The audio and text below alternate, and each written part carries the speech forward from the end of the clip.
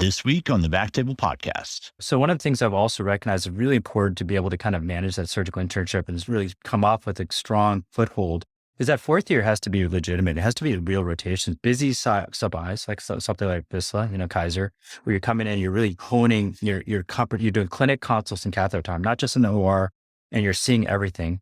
And also doing other away rotations in that. A vascular surgery or surgical oncology rotations are invaluable. ICU is critical your fourth year. Cardiology consult. So you want to get these things under your belt. So like, again, 2 or 3 VIR rotations, vascular surgery, ICU, cardiology consults are invaluable, and a surgical kind of sub-I on top of that to get you ready for internship beyond. And I found that to be really important to get them on the right footing leaving. So when we're looking at students applying to our program, we always look at their fourth year and see what they've done or what they're doing to give us an idea how ready they're going to be to implement this protocol.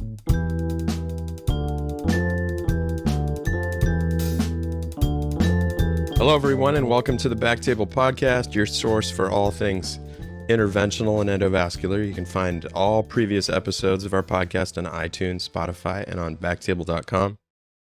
Now, a quick word from our sponsor. Treating peripheral arterial disease can be challenging, especially cases with narrow lesions or complex anatomies. Medtronic's new FDA-approved IN.PACT 018 drug-coated balloon is a low-profile DCB engineered to cross tight lesions in the SFA. IN.PACT 018 DCB uses the same drug coating formula as the market-leading IN.PACT Admiral DCB. It's compatible with the 018 guide wires and comes in 130 centimeters and 200 centimeters catheter lengths, giving physicians the option to treat via radial or femoral access. Discover more at medtronic.com/018. RadPad was developed by physicians for physicians. Clinically proven radiation protection during cine and digital subtraction angiography. Don't bet your career or your health on anything less. Trust RadPad radiation protection shields for all your fluoro-guided interventions. See radpad.com for more information and contact info@radpad.com for a free radiation evaluation and a no-brainer radiation protection cap. And don't forget to tell them that you heard about it on the BackTable podcast. Now, back to the episode.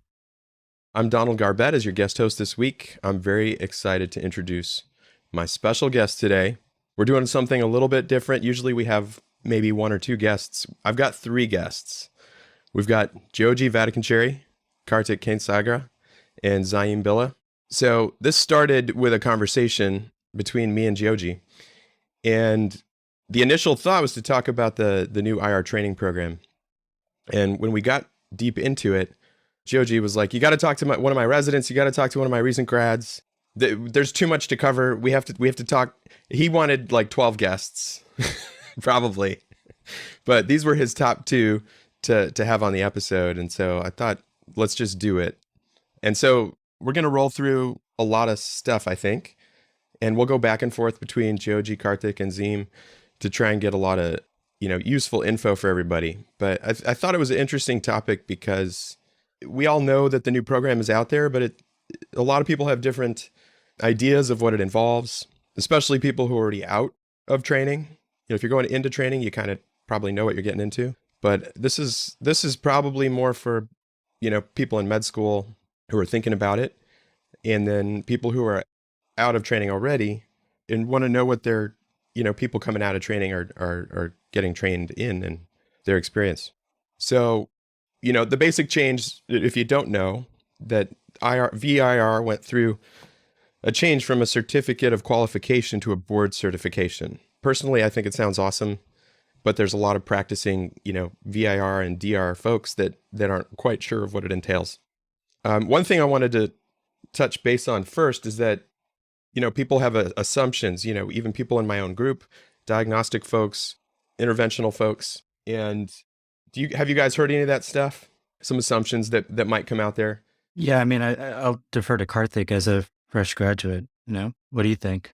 Yeah, I mean, I think there was, going around interviewing at a few places, there's definitely assumptions that do you, care less about DR, or did you, train inadequately in DR? And those are kind of some of the main questions. The other was, if you trained so much in IR, do you plan to, only do that? Or would you like to, continue doing that? Or what level of complexity of IR are you trying to do? So there was a lot of questions about, my training, why I had such a unique kind of training, our training paradigm and whatnot. And also, I guess, did I value DR less, or, was I trained inadequately in DR? Those are kind of some of the main things I would see. Yeah, and I think that's what I saw in private practice too, is, we're interviewing new IR folks, and my practice partners are like, well, are they going to want to do diagnostic at all? How are we going to figure out, what are we going to do going forward in our practice? And I think it's a little bit of an unknown because, the field is developing, field is changing. So I do think that the incoming medical students, there are going to be certain things that they're going to require. One is kind of what you've developed is a kind of infrastructure of a clinic with longitudinal follow-up and more comprehensive management of their patients. So as kind of the radiology groups are starting to look to hire these younger, newer graduates who have trained in this paradigm, they're going to need to figure out a way to build that infrastructure. So I would encourage any radiology group right now, or especially the private equity groups that haven't invested that finances into, the infrastructure of the office, the staffing, the EMR, all that's required. They should start initiating that now, and then dedicated time for consultation. It's a thing that they're being trained in and they're going to want. Otherwise, it's just going to feel wrong or odd. So these are things that are going to come down the pipeline. Yeah, I think you're exactly right, Geogy. The trainees coming in, they're potentially looking for something different in their training now, and may expect something different when they come out. I just kind of wanted to get our ears ready for the topic, but let's go through introductions. We'll go one at a time. So, Geogy, why don't you go ahead?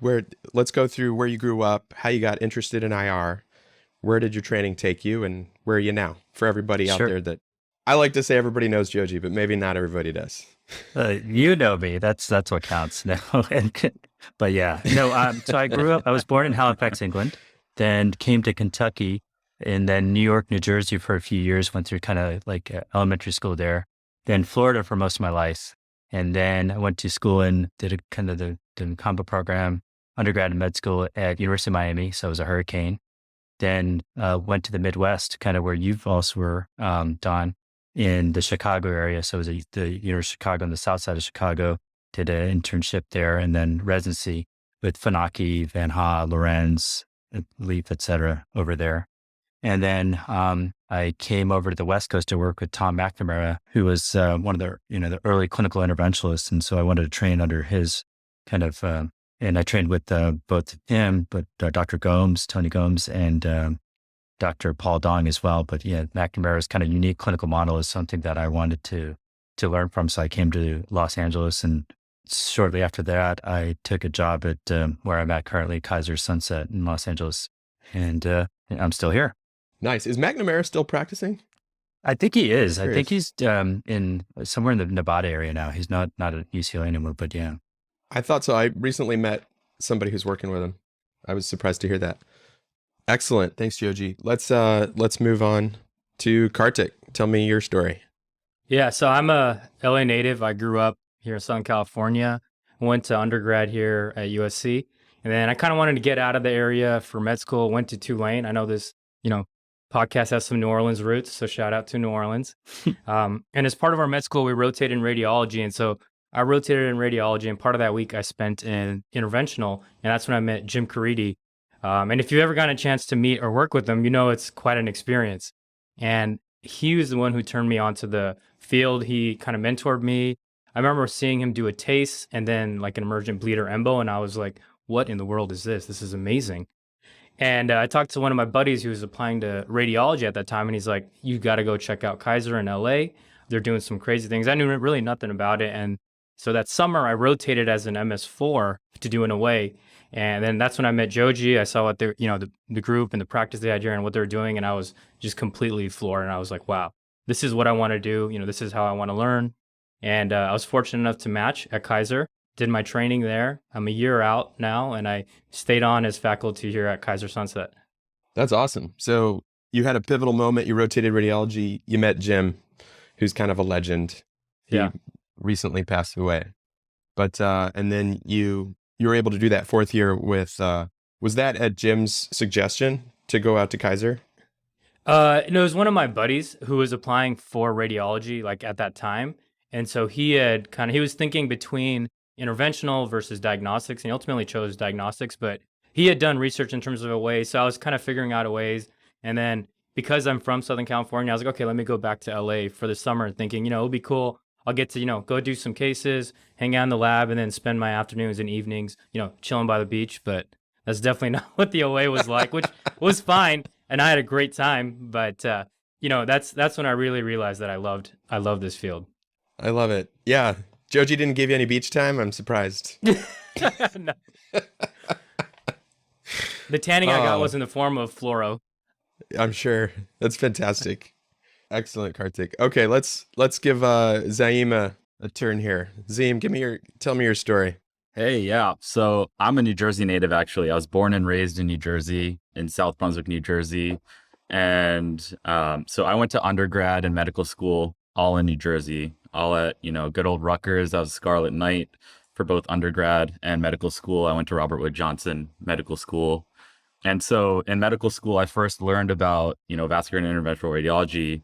One of my good friends was going into it when she was a fourth year and I was a first year. Dr. Henel Patel, she's just graduating right now. And so, we have very similar interests. She put me on to interventional radiology. I checked out the department. I was just blown away by the breadth of what they were doing down there. They were operating on the liver, the leg arteries, veins, everything all over the body.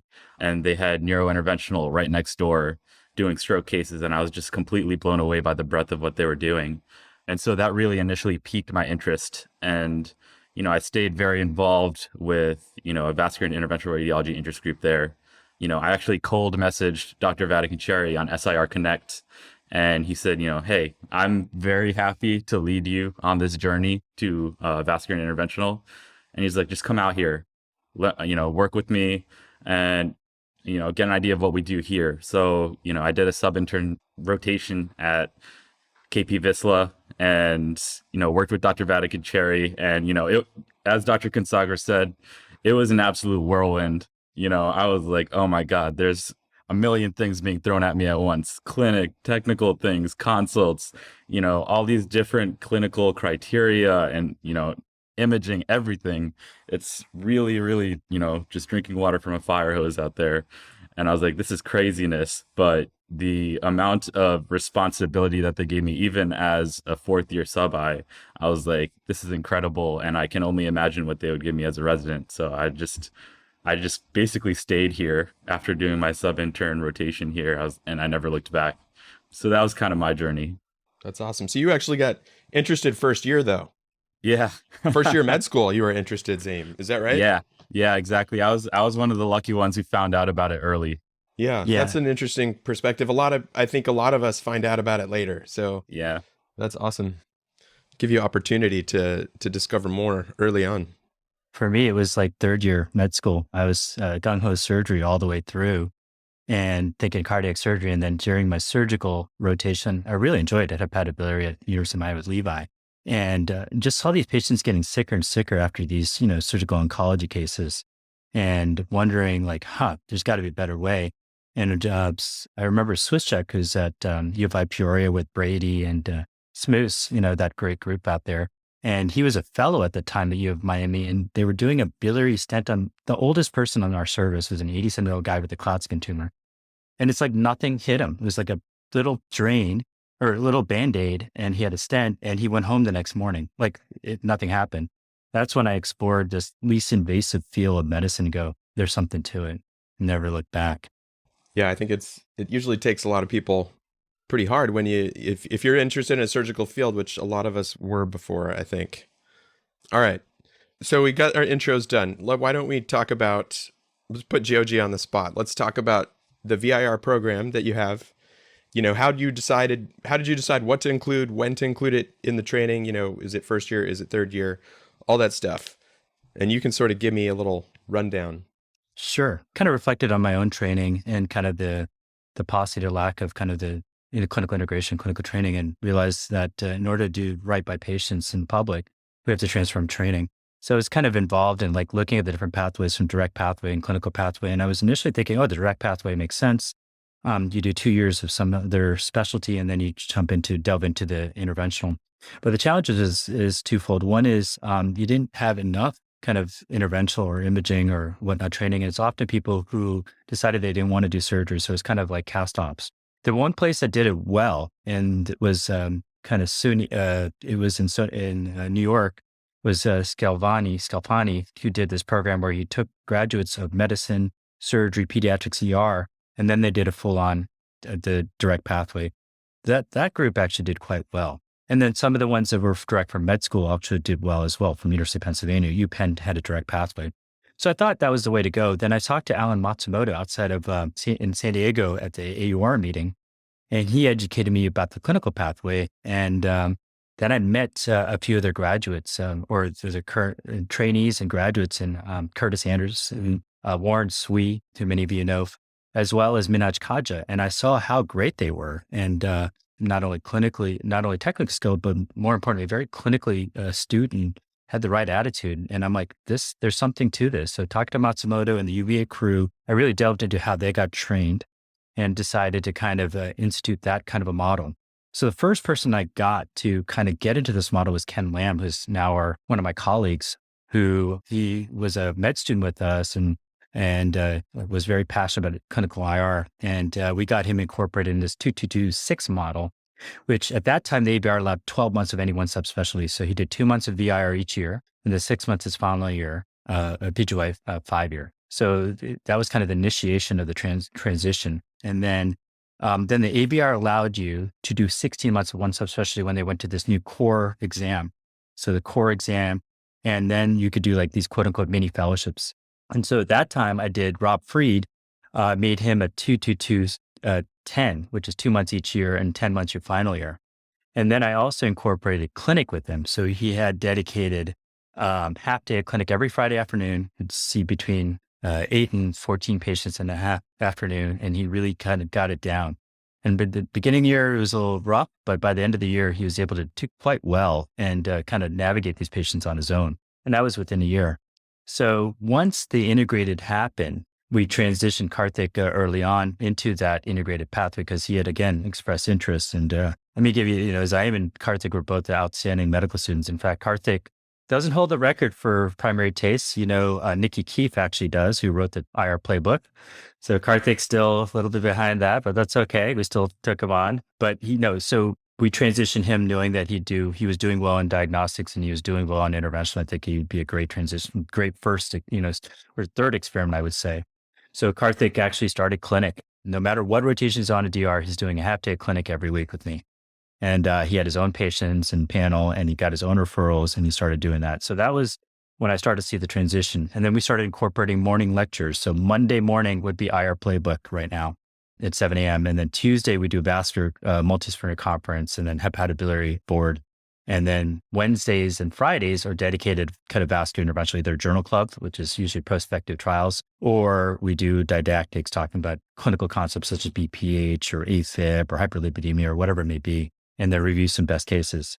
And then Thursday, they do core radiology. So they do the core textbook and review a chapter. And so we did that for the IR residents and all the, and so that's kind of been the implementation and transition. And then Harut just is a year behind Kartik and just graduated and is even out, his numbers are even greater than Kartik's as far as his experience from clinic and procedural experience. So I think it just continued to improve.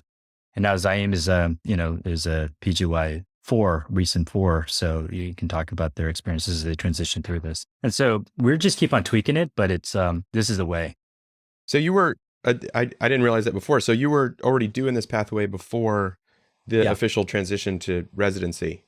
You were already increasing the IR experience. But the clinic, so. Exactly. So a lot of these programs never did that. They trained fellows, they never trained residents. So the interesting thing that I had going for me is I was a DR program director for years before it integrated VIR.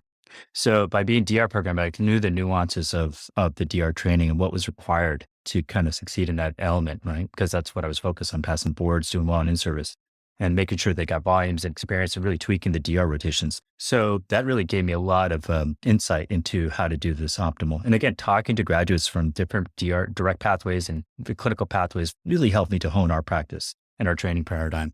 But I have 12 years of experimenting now. You've definitely been tweaking for a while.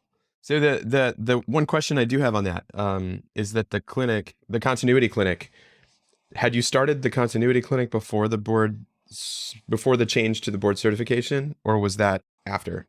That was by the time Rob Preet was ESI, or like kind of a clinical pathway resident, so to speak. We did transition to where he had his own continuity clinic. They would go to clinic half day a week, but it wouldn't be every week, no matter what rotation they're on, et cetera. That changed with both the clinical pathway, the 16 months, and then finally the integrated, where now they have, half day clinic every week. And really, I'll give credit to where credit's due, is Kartik, who brought this up to me. Our trainees have amazing ideas. And so I just kind of listened to them, go, yeah, that's a good idea. Let's implement it.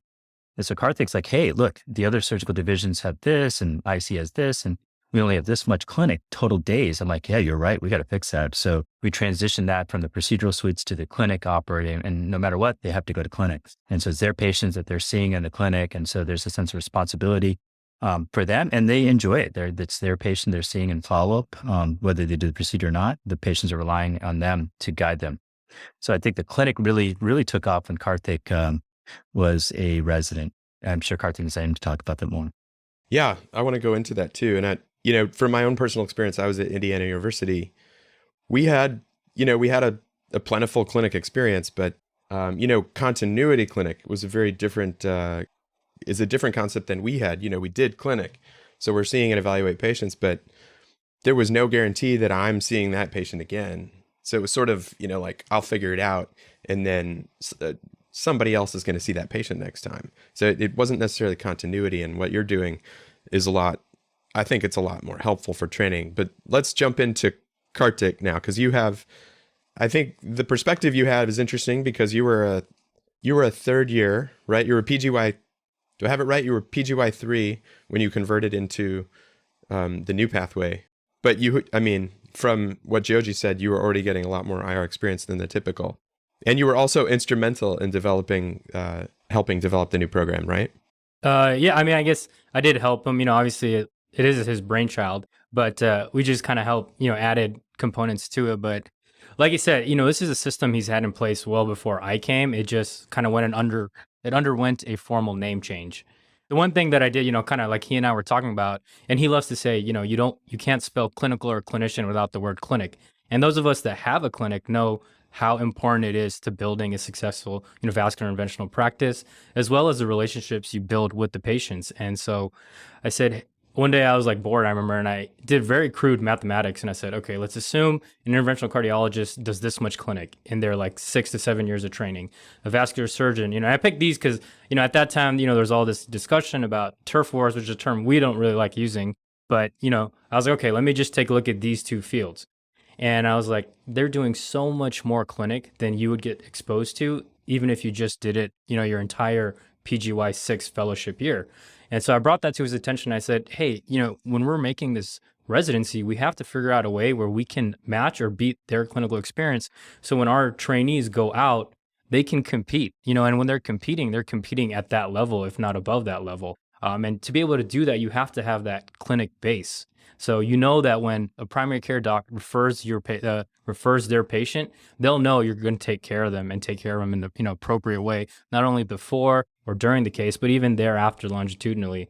And so that's where we decided we wanted to have this longitudinal clinical experience. And so we said, let's set up kind of this expectation that they're always going to be in clinic no matter their rotation, whether it's a diagnostic radiology rotation, one of their clinical rotations like ICU or CCU or stroke neurology, whatever, but they should be in clinic at least that half day, and those are their patients. And so you're tied to an attending who's supervising you. And so they're obviously kind of taking care, alongside you while you're learning, but these are your patients and you're setting up their follow-ups.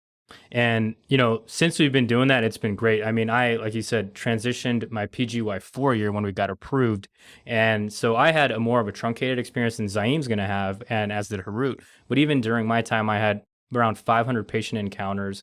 And it was a good mix of fresh consults, like immediate post-ops, as well as, some patients that I got to see that were part of Dr. V's clinic at that time who were, 2, 5, 10-year follow-ups. And so you build this natural history data that I think is invaluable. You can read about it, but, when you see somebody 5 years after like an ablation and what they've gone through during that 5-year span, like what new tumors happened, when they got their transplant, what happened after the transplant, you learn so much more than I think you could in that fellowship year or 6-year span in residency. And so that's when I knew, the longitudinal clinic was a must. And, if I think any training program was looking to add one thing, I would probably put that at the top of the list. Nice.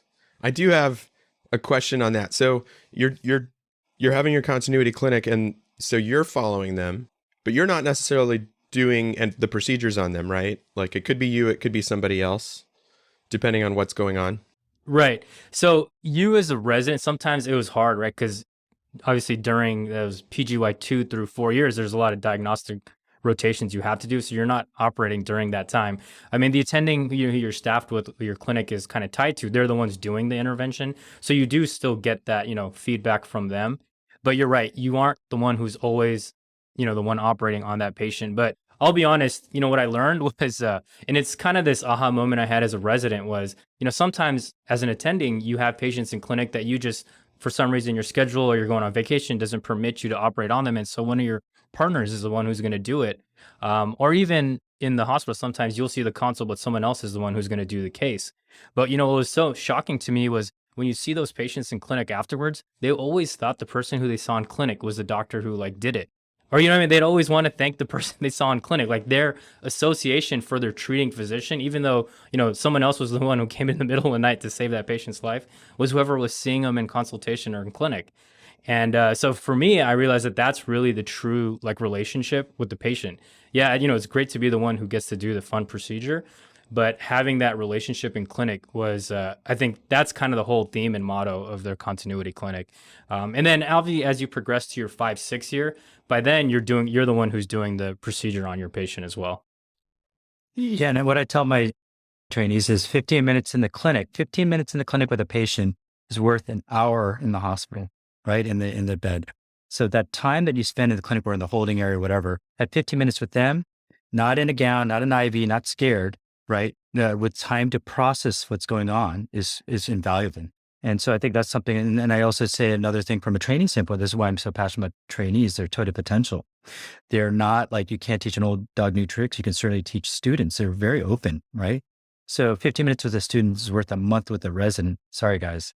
And it's worth a year with a fellow, right? It's that impactful. So these are kind of things that I've seen from a patient standpoint and a trainee standpoint. Yeah. I think this is a very important point to bring home, and one that is probably a challenge for some of us out in the rest of the community, that we need our partners who may not be VIRs to understand the importance of clinic and that 15 minutes and managing the patient. And it's a challenge. I think it's going to be a continuing challenge until there's more acceptance. But ultimately, it's going to be the right thing, right? We just have to assume we're on the right side of history, because, comprehensive management, non-operative management is often the way to go. And as Zaeem could tell you, when we're looking at our diabetics, not only look at their feet and loss of protective sensation, but we're also looking at we're talking about their visual acuity and making sure they get their vision exams and their microalbumin, make sure their ACE or ARB. So and then look what their A1C is and guiding and counseling on that. So we do, when you do that, you're providing quality care to the patients, and it's pretty rapid. The more clinic you do, the faster you get at all these things. Smoking cessation. I mean, the impact after stopping smoking is so great on our patients. So even if we get a few to stop, and it's a huge victory, So I think that importance of this to the public and to the patients cannot be underrepresented or underemphasized. Yeah, there's a tendency of a lot of VIRs to say that's the primary care doc's job. I don't know if you guys have heard that, but that happens. Yeah, but we're doctors. Exactly. Doctor first. We're physicians. I love to say that. We're physicians. When anyone's coming to you, they're engendering trust in you, right? So we have to fulfill that. It's our Hippocratic Oath, prima non nocere. Should we, not could we? And we are part of the thing. And good thing about Kaiser, they're very active about recognizing this, right? Our impact on the public or the patient population is far large. And one of the things we do is what's called a proactive office encounter. So Zaeem and Kartik, when they're having clinic, they're assessed on, are you making sure these patients have appropriate screening for mammo, cervical cancer, colorectal cancer screening, et cetera, appropriate therapies there. And then also, do they get their vaccination, flu, COVID or what have you, and in this day and age. and then what their A1C and their LDLs are. So in smoke cessation. So they're kind of stratified based on how well they do. And we are as specialists compared to other specialists because it's just the right thing to do, right? From a public standpoint and a patient standpoint, it doesn't do you any good if you fix one problem, but they die of another and you say it's not my responsibility, or they have a morbidity from another event. And that unfortunately happens way too much in healthcare right now. It's not my problem. I'm too busy. But the patient doesn't care, right? Your family member, if they go to see a physician, should get that kind of care, right? So why aren't we providing that? Because we're too busy? Well, then we got to change the system, make it more efficient, but we got to fix that component of healthcare in general. Yeah, I agree. Very important point. And that's interesting that Kaiser, so there's a system in Kaiser that's motivating that. Is that what you're saying? Yeah. So, I mean, if we look at our own thing, we're a tertiary coordinator center, about 100,000 of the physician visits because of our multiple specialists is only primary care. There's another 100,000 that are only seeing a specialist throughout that year. So if they're only seeing a specialist throughout that year, they're not getting these care gaps addressed. So this is probably true throughout the country, right? And the world. So again, this is an opportunity to impact a patient's life if we can do these things. That's a really interesting data point, honestly. I've never heard that before. So is that the whole system, or is that just Kaiser LA? Kaiser LA. I mean, for our facility, which has a lot of tertiary coordinate people, but it's just something to think about, But that's essentially half the patients. Well, I mean, yeah, half the patients that we're seeing in our facility. Yeah, it's not a trivial amount of impact that you could have from a public standpoint, right? Because really, at the end of the day, my goal is to prevent disease, really, not to take care of them at their end stage. So we can prevent illness, right? We've impacted the public in a far greater fashion than I could do this multi-vessel aneurysm repair, with patients could have stopped smoking at an early phase. So I want to prevent that issue rather than treat at the end stage. That's very cool. Well, I would love to go more deeper into that too, but I want to give Zaeem a chance to tell us about his entire experience. He's now PGY4, brand new PGY4. So Zaeem, go ahead and if you can give me a rundown of, where your entire training since you started, and, the experience for everybody to hear everything you've gone through. Yeah, so I was lucky enough that, I was the first year to match directly into the VIR program here when it transitioned to an integrated program. And so by the time I was here, a lot of these building blocks had already been put in place by Dr. Kansagra and Dr. Vatakencherry. And so there are some differences in the training that I got versus the training that Dr. Kansagra got. The first being that I did a surgical intern year for my PGY1 year. And so that's, when you match to our integrated program, you are automatically funneled into a surgical year. So it's a categorical program where you match and your PGY1 is already set to be surgery at our facility. And the surgical year, I think, was incredibly valuable to my training. I think personally, my bias is that, all integrated IR residents should do surgery. I think one of the main reasons for that is just because the mindset is very similar between us and surgery residents by the way of, managing, being in the OR, managing your patients on the floor, going to clinic. There's a lot of things that you have to triage at any single point during the day. And at every minute as a surgical resident, I was triaging what is more important for me to do now and how do I get everything done very efficiently. So I think that developing that skill set early on and being efficient and being able to triage problems and just, kind of being very busy as a resident, that's something that gives you a very good foundation to, being successful in our field of vascular and interventional radiology.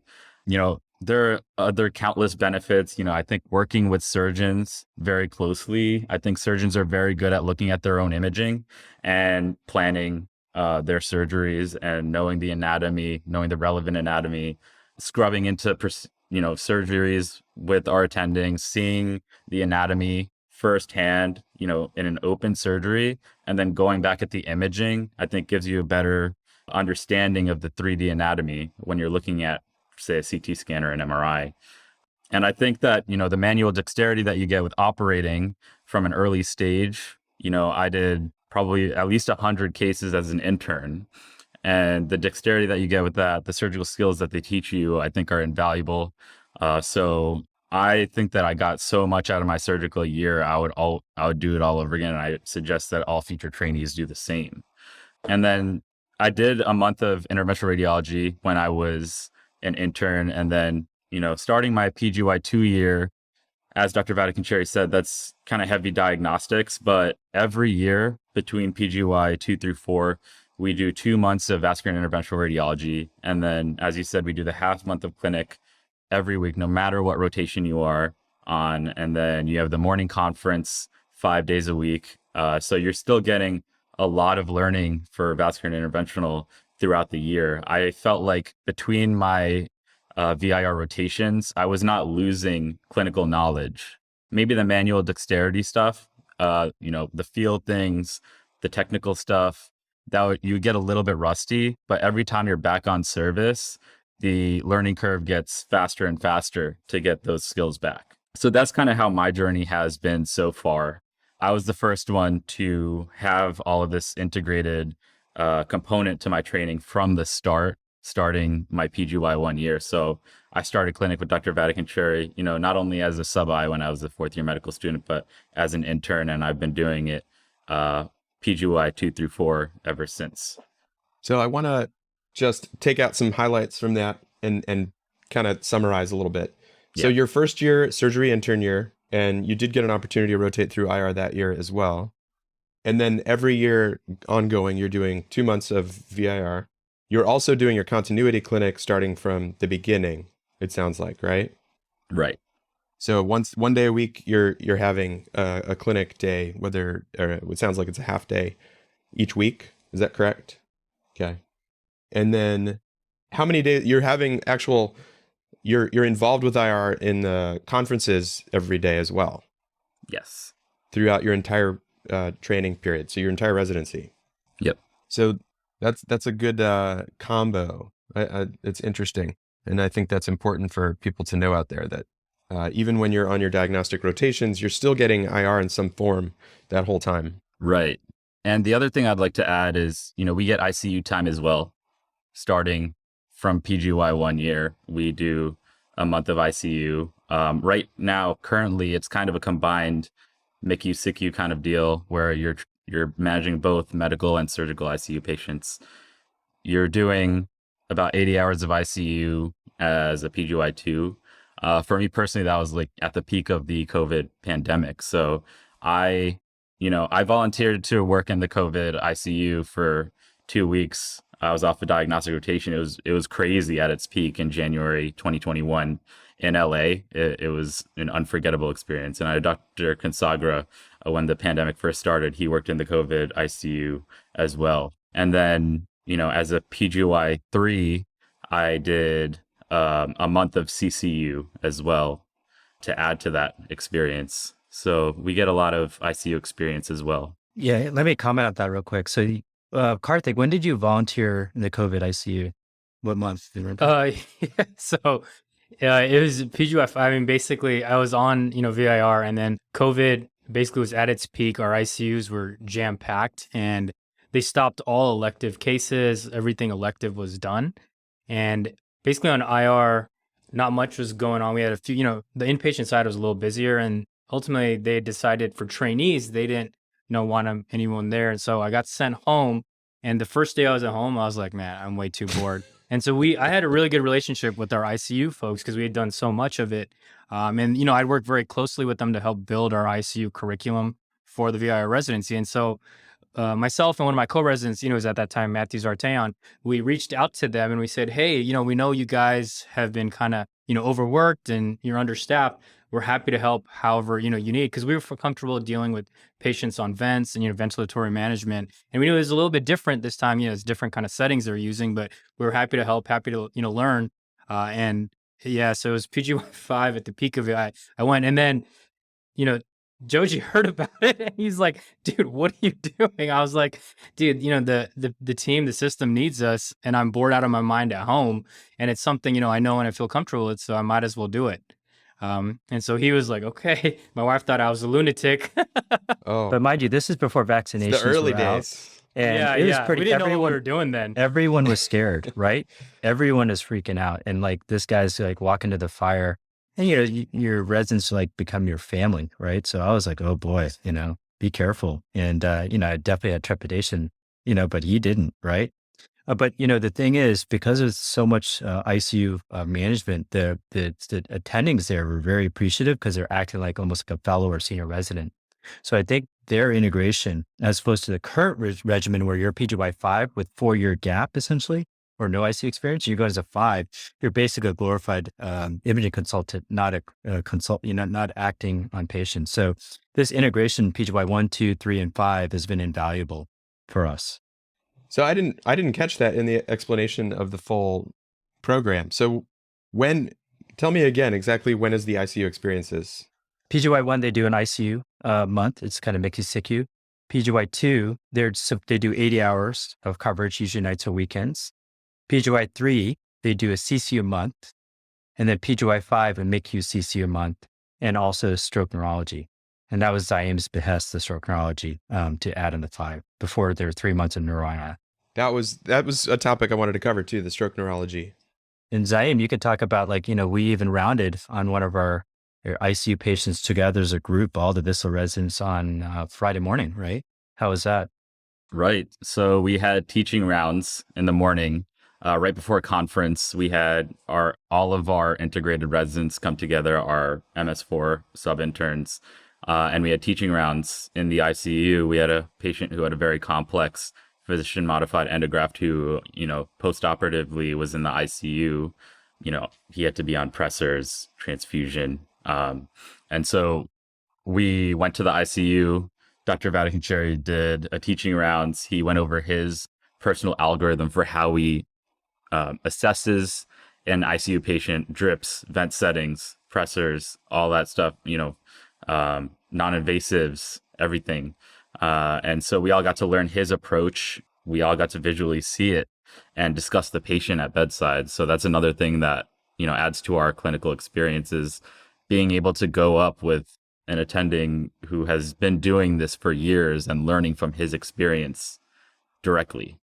That's great. You know, that makes me think of one question. You know, I'm going through internal medicine intern year and sub-I and all that. I remember we would do, you know, teaching rounds every day. Do you have dedicated teaching rounds time, or is that more so like here's a patient that we're going to routinely, or here's a certain case we're going to do teaching rounds on? How does that work for you guys? So we don't always have teaching rounds. I think it's basically when we have a patient who is a very good teaching patient where there's a lot of complex things going on. It's very high yield for all of the trainees to experience this. You know, I think that's when we have a very valuable teaching rounds where we can get everyone together, even if they're not on rotation, even if they're on diagnostics, they come and we evaluate the patient together. That's cool. So you can run around and be like, and grab up all the IR folks, say, hey, we're going to go see this patient. Let's talk about, let's learn. So we do it before 7 a.m. We'll go together and go round. Okay. So that's how we do it. So we still make it to conference at 7. We'll have everyone come in early that morning. Oh, that's great. I like that too. You brought up the stroke neurology thing. I wanted to touch on that. So maybe, Zaeem, why don't you go into the stroke neurology idea? You've already done it? I forget. I have not done it. I'm looking forward to doing it next year, but it's something that Dr. Vatakencherry and I had discussed when putting together the schedule this past year, is that, you know, as a PGY5, we get 3 months of neurointerventional radiology. And, you know, you do a lot of cases during those 3 months. But what I wanted to understand is the medical management and how to evaluate those patients clinically before I go into that month, so that I can understand how, you know, the technical aspect, the operations that the neurointerventionalists do fit into the overall clinical picture, and, you know, really master the indications, the physical exam that they do, you know, the niche score, all of these things that neurologists know that I want to gain from their experience and knowledge before going to my neurointerventional training, so that I could put it all together in a comprehensive manner. I think that'll be incredibly valuable to me. And it's just something that, you know, Dr. Vatakencherry and I were going back and forth on. And I was like, I think this would be a good idea. And he's like, yeah, I agree. Let's just throw it in. So it just showed me as a trainee how fluid our training program is and how easy it is to make changes because, as Dr. Vatakencherry said, he started off as a diagnostic radiology program director. So he knows the in and outs of that. And now he's our interventional radiology program director. And so just having that experience, it's very easy to implement changes because he knows all the requirements and where there's room for flexibility. And just to review that, so you'll be doing your stroke neurology leading into your 3 months of neuro IR. Exactly. I'll be doing it right before my neuro IR rotation. And that's going to be in your PGY 4 or PGY 5? PGY 5. Yeah, that's pretty cool. And I think you guys have probably seen the papers coming out recently that, that looking at if there's differences between fellowship trained neuro IRs versus body IRs doing stroke intervention, that outcomes are essentially, there's no difference detected in the recent studies, which goes into that really well because you're essentially kind of getting training in that, the neuro IR folks are getting training in a whole lot more, right? They're doing aneurysms and AVMs, but this is 3 months of just an opportunity to learn stroke, which I think is great. I'm currently, doing that in my practice, but I had to learn it outside, and it's a big difference trying to do that after you've already gone through training to do that again. And to ask your family, I need to take more call, I need to do all this extra stuff. But let's come back to Kartik, because you did tell me your experience with the stroke stuff. Yeah. So like Zaeem said, my training was a little different because I did integrated medicine when I matched diagnostic radiology. And so at that time, you actually did stroke neurology your intern year as well. So I did a month then, and our neurointerventional rotation schedule when I was kind of going through the system was also a little different. We did 1 month as a PGY 4, and then you did 2 months as a PGY 5. So you did the same amount of kind of training. It was just spaced out a little differently. And then we sat down with our neurointerventional folks, and they're like, I think it's better if we just do all 3 as a block, your PGY 5 year. So that's what prompted that change. The intern surgical year doesn't include that stroke neurology kind of training month. And so that's what prompted that addition as a PGY 5. But we do this kind of the same training, but like Zaeem said, that stroke neurology month was invaluable for us. Learning kind of the medical management, the workup, evaluation of these patients. I think it's going to be even more impactful as a PGY 5 because I remember that intern year, they'd go through the imaging and I was like, I don't even understand what I'm looking at. Like, why are there so many images for an MRI? But now that you have, kind of that all of that stuff down, it becomes, I think, a lot easier to digest the medical side as opposed to trying to learn both as an intern. So I think Zaeem's experience is going to be even more impactful and useful. And from a neurointerventional side, we have a very busy neurointerventional practice. There's 3 neurointerventional docs here, and we do kind of everything like you mentioned. Between, in addition to stroke work, I did countless, cerebral angios, and our docs are really good. We don't have a fellowship here, so basically you're a primary operator, and a lot of times we'll be running 2 rooms, and so I'm doing an angio, in one room while the attending supervising are doing an angio in another room, and so we get really good hands-on experience from a neurointerventional side. We do a lot of endovascular aneurysm treatments as well. And so, those 3 months were invaluable. And then, Geogy will swear by it that whenever we go through those, neurointerventional months, we come out technically a different beast, because they're, as when you're dealing in the brain, your technique has to be immaculate. And, sometimes you'll see the occasional air bubble when someone's injecting that vein, in the thigh or, in the pelvis, but here you can't have that. And so, that the wire management, dealing with, smaller caliber catheters, smaller wires and everything. From a technical standpoint, I think we also all got a lot better during those months, and we can't, a lot more finesse, I think, went into our technique. Yeah, that absolutely makes sense. Agreed. I think that's, definitely. I think it's great that you're pushing it, especially that you're putting it together near the end. I like that. I think that's another important concept is that the more consecutive months of interventional training, the better, whether it be neurointerventional or peripheral interventional. So that's why we do back-to-back months. So they're PGY 2, 3, and 4. My goal is really the 3, 4 to almost have a 5-month block where you have the 4 months of VIR, the month of CCU, kind of as a pure clinical block. And then in the early PGY 4, you finish those VIR months and the rest is really dedicated to focusing on the core or the boards and DR, And so that's how we've kind of inculcated our our training paradigm. Well, and also just at that point, you understand your neurovascular imaging, I think probably a lot better by that point. Perfusion is basic to you, whereas early in training, you look at a perfusion and it's just like, what is all this? Or knowing what's M1, what's M2, what's M3, and your posterior circulation, just knowing all that stuff. Being facile with NACIT, and then learning the whole stroke neurology of, who are you putting on aspirin? Who are you doing dual antiplatelet? Who can be on heparin, and what's the blood pressure management? They got TPA. What's your low and high for blood pressure management? Just understanding that stuff from basics is important. And later, I do feel like later in training is a better time to do that. And which agents, right? Like, you're going to avoid hydrology, and you're going to use clofidipine, labetal, et cetera. So what agents are you going to use to titrate? There's a lot that goes into it. So I think they get a firm understanding with all their intensive care training. And now it really hones their chops. Yeah. So we have a couple more things to talk about.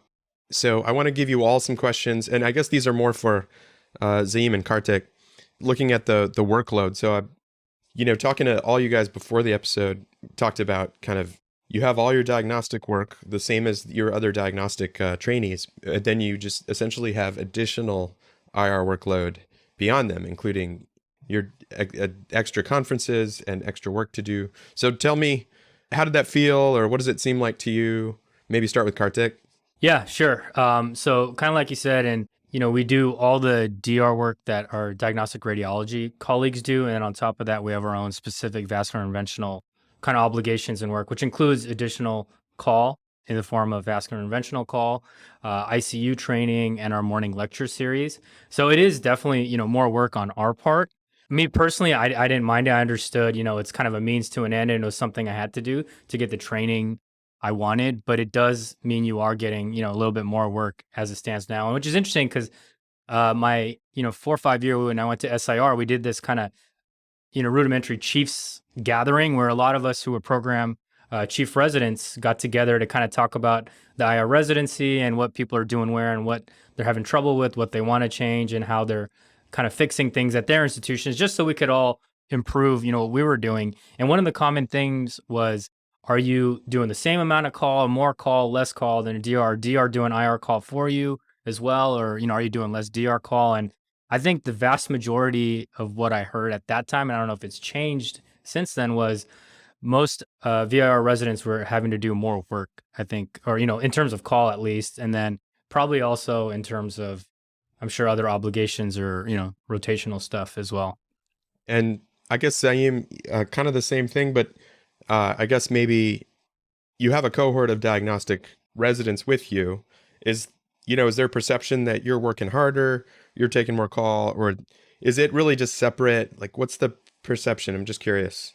I think there is a perception that the, IR residents in our program have more work, that they do work harder, because I think everyone understands that we do our IR call on top of the DR call. And I do exactly the same amount of DR call as my colleagues and just add the IR call on top. So I think there is an understanding that that's the case among attendings and my co-residents. Are your co-residents, will they say like, oh, wow, you guys do so much more work? Or are they just, oh, that's the IR guys, that's how they do it? Or is there some kind of communication like that? Yeah, I think it's a mix. I think it differs resident to resident how they perceive it, and all of our DR residents, they rotate through our department and see how busy we are. And they have an understanding and respect for what we do down there. And so they're always there to support me. They're like, I know you work really hard. If there's any way I can help you make switches with call, they'll always be willing to. And they respect, what we're doing and what we've built. So, we get support from their side for sure. From my co-residents, we are still a family, and we watch each other's backs. That's kind of what I wanted to know, because I know going through, we were like a little family of however many co-residents we had, and I wanted to see, is there perception that you're like separate, or are you still part of the group? Oh, I'm definitely part of the group. Yeah, that's cool. I guess the last thing I wanted to touch on related to that was, do you feel like you're treated differently from your diagnostic cohort in your program? And Kartik, you went through first, so maybe you could address that first, and then we'll go to Zaeem. Yeah. So I don't think we are, especially, from the attending standpoint, because that was another kind of question we had brought up when we met with a lot of the other chief residents was, did the DR attendings kind of dismiss you or, like, oh, this person's just here to check a box or not, feel, like you're not as interested. And we definitely don't have that here. And part of that is kind of the, I guess, expectations that are set by, Geogy. The rule and the expectation is that you're reading more volume than the DR residents. You're trying to score better than they are on the exams and whatnot. And, in true Geogy fashion, those are the expectations. But, and I think the diagnostic attendings appreciate that. And, they recognize the work that we're doing and the work ethic. And, they match our enthusiasm. And so I never felt like I was looked at differently. And I approach diagnostics as like, I want to make sure I know, this the best I can, because it really is a very, useful tool for what I do day to day. Like without knowing diagnostics, doing my job would definitely be a lot harder. And so I recognize that those months are so important for my ultimate goal of being, a vascular interventional doc. And I really had to get that down. So when I was on diagnostics, I did have to spend time doing some of my vascular stuff, but I would, really approach it with a lot of enthusiasm. And I think that the diagnostic attendings appreciated that and kind of trying to set that precedent for my junior residents. I think, they matched it. Harut did a spectacular job on his rotations. Zaeem's doing the same thing. And so that's kind of the culture that we've tried to create thus far. And because of that, the diagnostic attendings have appreciated that. And I think they don't treat us really any differently. So there's no perception that you're like leaving early or anything like that. They know you're working hard. They're definitely not leaving early. They're definitely not leaving early. They're philo, first in, last out. I figure. they're bringing it. I mean, I these would guys make are the point of like walking by. These guys are crushing their every rotation. They take it as like, we're going to do this. And they're first and last out, and they bring it and they crush the in-service and the core exams, 90 plus percentile. So, no, they do well, whatever they're on. Surgery internship, medicine internship, whatever it may be, they excel. Very proud of them. Awesome. Well, I wanted to dovetail into the future. So you guys have really developed the program, and I feel like you've got something really good going on. But I wanted to touch on where you think this is going and probably give Geogy the chance to give his vision statement out there So of where he thinks the IR training program is going. Very good question. I think, it's all about recruitment and training, right? And so the people historically went into our specialty may not have been those who wanted to kind of do this, right? But now that we've kind of become our own residency, more and more surgical types are entering the specialty, and more of them are going to require and demand this kind of clinical training. And when they get out, they're going to want that as well. And I think ultimately it's the right thing for patients and the public. And that's why I truly believe in this. And so we have to change it. And we have a very busy sub-internship. So between anywhere between 10 and 20 students kind of pre-COVID and now back to post-COVID, around 3 to 5 students per month will rotate with us. And so they're seeing this and taking these ideas with them wherever they go of incorporating ICU, because again, we're taking care of the sickest of the sick, doing interventions on them, often without an anesthesia team, right? They have a critical aortic stenosis, EFs of 20%. They have pulmonary hypertension. They have restrictive or obstructive lung disease with home oxygen, their ESRD, and end-stage liver disease, to just name a few things that we're dealing with. And we need to have more intensive care training to manage these. And we're also dealing with a lot of bleeding, clotting, and sepsis throughout the human body. They're hypotensive. We need to feel comfortable with the norepinephrine drips in their suites, or Cleverprex, like I said, or clofidipine drips and things of that nature in our suites. And so by doing this integration training, you're really going to save some patients' outcomes. And the clinic is quintessential to doing the should we, not could we. And also, not only do you see what you do well, but more importantly, you see what you don't do well and how can you fix that.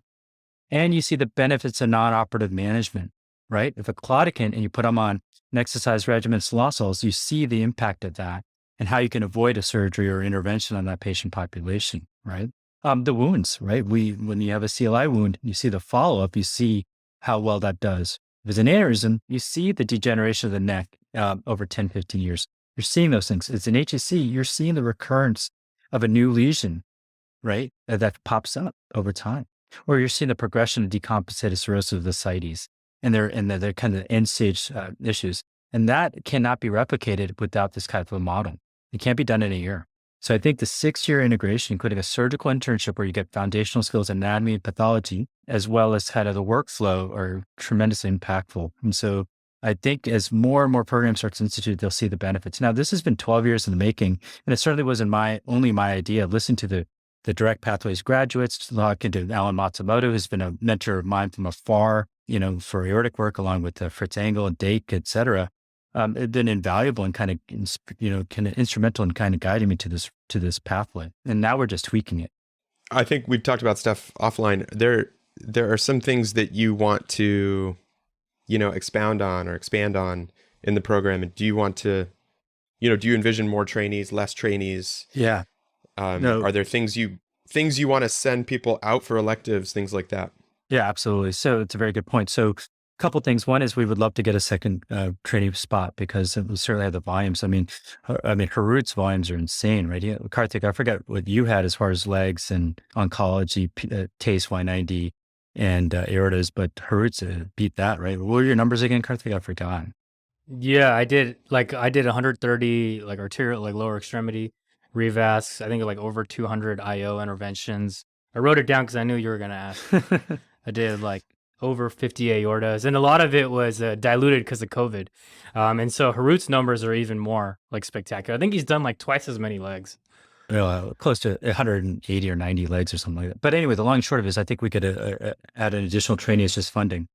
And the other thing that Kartik and Czar were going to do, they were going to go to Doug Beal's practice in Oklahoma and learn kind of the exciting MSK stuff and bring it back. And we've talked about those as Zaeem, post-COVID, things willing, go abroad, right? Work with the Marco Manzis or the Polinos in Italy, or even go abroad and bring a unique skill set back to the States of things that are there, or Yoko Uno in Japan or wherever, could do that extra month and bring it back, So I think these are things that now we're looking at advanced kind of training in their PGY6 year as they kind of really conquer all these thumps early on.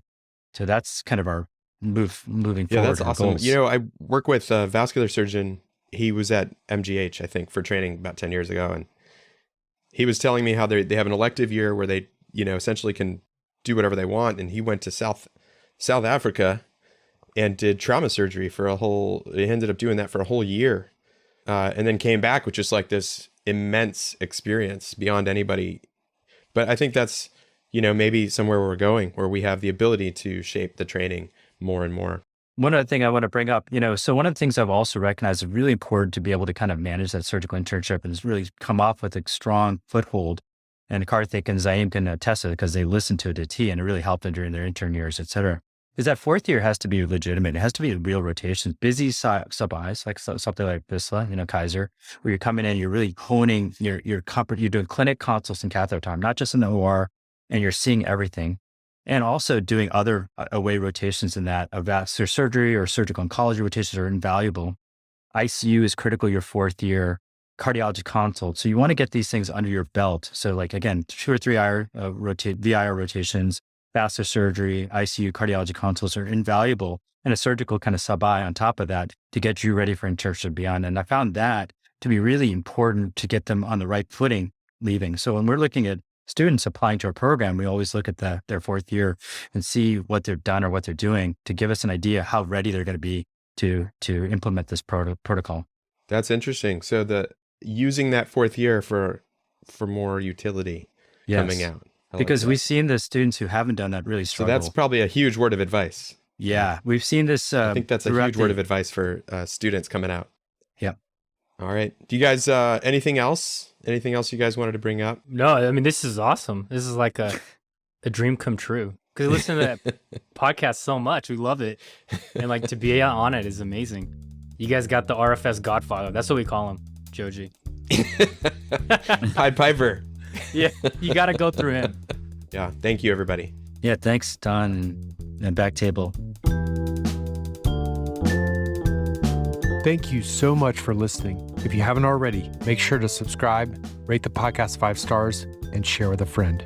If you have any questions or comments, direct message us at @_BackTable on Instagram, Twitter, or LinkedIn. BackTable is produced and hosted by myself, Aaron Fritz, and co-hosts Chris Beck, Sabine Dond, Michael Barraza, and Ali Behetti. Our audio team lead is Kieran Gannon, with support from Caleb Hodson, Josh McWhirter, and Ness Smith-Savadoff. Design and digital marketing led by Brian Schmitz. Article and transcript support by Taylor Robinson. And Delaney Aguilar. Social media and PR by Ann Dang. Intro and extra music is Ripperoo by Skeptic Moon. Find us on Spotify or at local live music venues in New Orleans, Louisiana. Thanks again for listening, and see you next week.